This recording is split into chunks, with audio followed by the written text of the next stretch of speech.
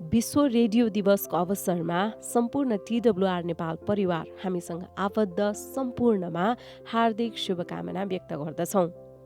रेडियोको शक्तिशाली माध्यमद्वारा देशभरका मानिसहरूको बीचमा विगत 3 दशकभन्दा बढी समयदेखि निरन्तर सेवा गरिरहन परमेश्वरले हामीलाई सहायता, अगुवाई र अनुग्रह गरिरहनु भएको छ।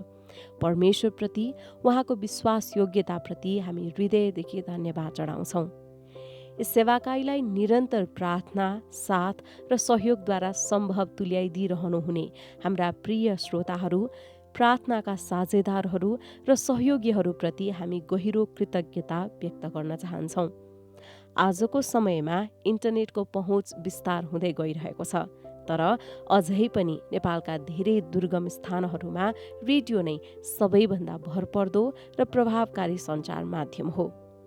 सस्तो, सजिलै प्रयोग गर्न सकिने, एक ठाउँबाट अर्को ठाउँमा लैजान सकिने र सामान्य ब्याट्री र सोलरबाट समेत चल्ने भएकाले रेडियोले अन्य माध्यम नपुगेका ठाउँहरूमा पनि सन्देश पुर्याइरहेको छ। रेडियो केवल प्रविधि मात्र होइन, हाम्रो लागि यो हाम्रो भावना हो, हाम्रो साथी र हाम्रो दैनिक जीवनको एक हिस्सा हो।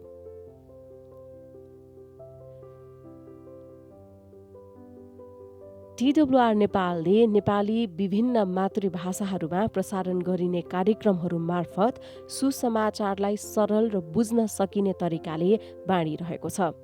बाइबल अध्ययन, महिलाहरूका लागि उत्साहवर्धक कार्यक्रम, परिवारका लागि मार्गदर्शन र बालबालिकाहरूका लागि शिक्षाप्रद र प्रेरणादायी सामग्री प्रस्तुत गर्दै हामी मानिसहरूमा परमेश्वरको प्रेम, सत्यता पुर्याइरहेका छौँ।